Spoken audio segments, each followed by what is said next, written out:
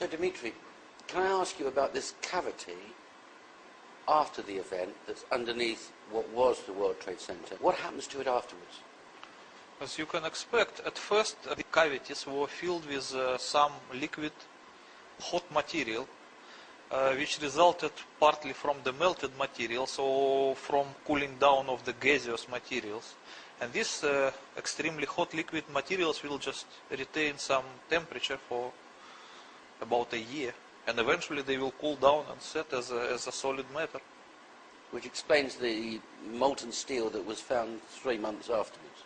Yes, 4 months. because the 150 kiloton will produce a lot of energy, so it will be like a pot with a hot matter, which it takes some time to cool down. Can you imagine the 100 meters deep cavity filled with this kind of thing? It may take a year to eventually cool down. Out still on the rubble, it's still, I believe, 1100 degrees. The guy's boots just melt within a few hours. But here we are, 8 years on. Do I take it that it's been filled with some material? Yes, definitely, because they have to fill it with something which first of all will prevent the radioactivity injuring the people on the surface. And secondly, they have to fill it anyways, because they can't afford to keep the cavity in the middle of the city, because it might cause collapse of some construction. It's dangerous, so they have to fix it anyways. So what would they fill it with? Concrete, maybe? I don't know. Probably. Maybe concrete mixed with something which will absorb the radioactivity. But I don't know, honestly. Okay, let me ask you this question.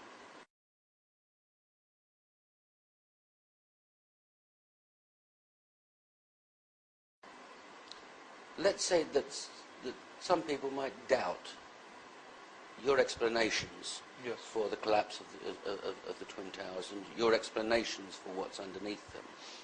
If one were to drill a borehole through Yes. to the external bottom part of the cavity, Yes. what would one find? They would find the former materials that were firstly gaseous, then liquid, and then become solid, and it will resemble a kind of volcanic glass. Volcanic glass. Yes. Okay, and if that... Because you have to understand one thing.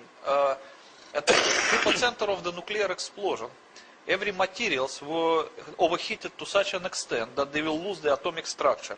They will be transformed to plasma. So once these things cool down, it cannot be again steel or concrete.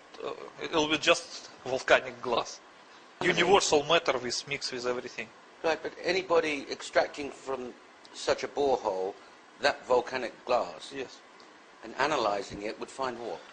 They would find that it is a volcanic glass. And it could only be produced in Manhattan. And the volcanic glass is a state of material which was formerly a plasma. Therefore, it could only, it proves... It's a unique material. Yes. Yes. So there could be no doubt as to what happened. Yes, of course. And besides of all, I think besides of that volcanic glass, there would be some materials which will retain the radioactivity. And that could be tested and the radioactivity identified. Of course. And then presumably it could be worked back. Because all those materials that were evaporated and transformed to plasma, they were set as a volcanic glass. But simply liquid materials, they can retain the atomic structure as well as radioactivity. Understood. So once you get to this kind of material, you can test it for radioactivity and you will understand what is this. Understand. Well, let's go back to your comfort zone and let's go back to talking about World Trade Center 1, 2 and 7 sites. Because you express very emotionally in the book how upset you are that a New York City police detective, John Walcott, became ill. You know, many friends of mine suggested that I should write this book a few years ago, but Yes. I was hesitating. It doesn't mean that I did not want to say the truth to the public, because whatever I knew about the September 11 and its perpetrators, I honestly reported to the American FBI, and they knew it long before I wrote this book. But they didn't take any action based on my information. They did not even try to arrest the real perpetrators. And eventually, when I found, it was accident. I just found the story of John Walcott somewhere in the internet.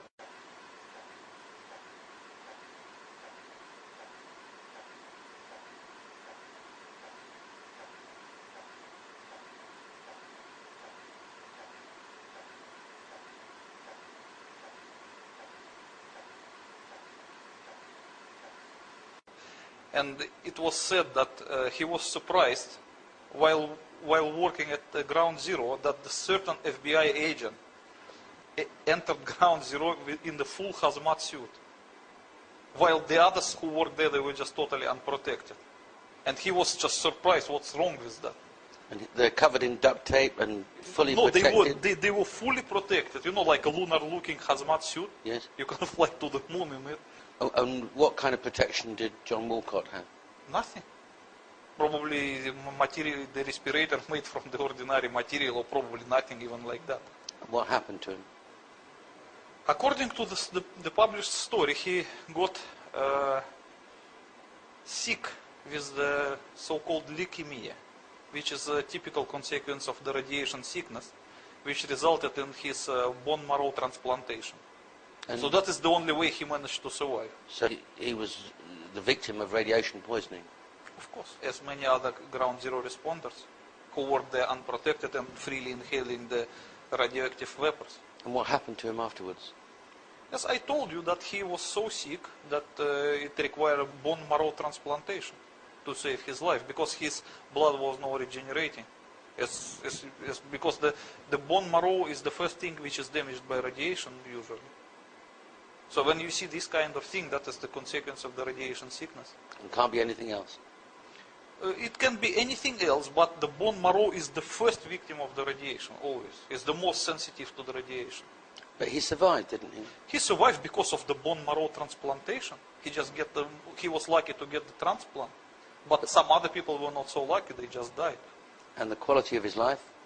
Look, when you get the bone marrow transplantation, you will be like invalid for the rest of your life. You have to take anti-rejection medicine, as with any other transplant. You have to, you have to cover your mouth not to accidentally get any infection, because your immune system virtually ceased to exist. And so he'd have to live in his own home, but not go outside because of his immune system. Yes, as with any other transplant. Okay. It can't be called life. It's just like So when we look existence. at those pictures from space of vapors coming out of the debris of WTC 1, 2, and 7. You mean yes. This? Yes. Yeah. Yes. Ground Zero workers were inhaling those vapors. Yes. So why haven't we seen a story in the New York Times that 10,000 workers are all dead? What happened to them, and how would that be suppressed? It's easy to suppress because when people get the radiation sickness, it's normally not acute, it's chronic. It will be apparent in the year or two, and it can reveal itself differently. Someone may have cancer, someone may have another kind of cancer, someone may have a blood disease or whatever. Just generally bad feeling, and whenever they go to doctor, the doctor can diagnose them anything unrelated to the radiation. It's easy, and we should presume also that certain doctors appointed to treat Ground Zero responders, they were part of the cover-up. They have to sign some non-disclosure contract because they understood this is radiation sickness, but they were ordered not to diagnose as such and just to create some story which is easy for doctors. So how did John Walcott's story affect you? How did you feel? I just feel very disgusted when I read that FBI agent enter Ground Zero in the hazmat suits. Knowing what you knew? Yes, they knew exactly what I knew, and they don't want to tell it to the others. Okay. That actually triggered me to write this book. I understand. Let's go back to these doctors. There would be, they're our guys, they go to our doctors, and that doctor, when confronted with 1, 2, and then 10 or 20 people coming in feeling sick, you mentioned in the book that they'd feel sick the next day, maybe. No, you don't have to mix up two different radiation sickness. There is acute radiation sickness, and there is chronic radiation sickness, which are totally different things. Could you explain? Yes.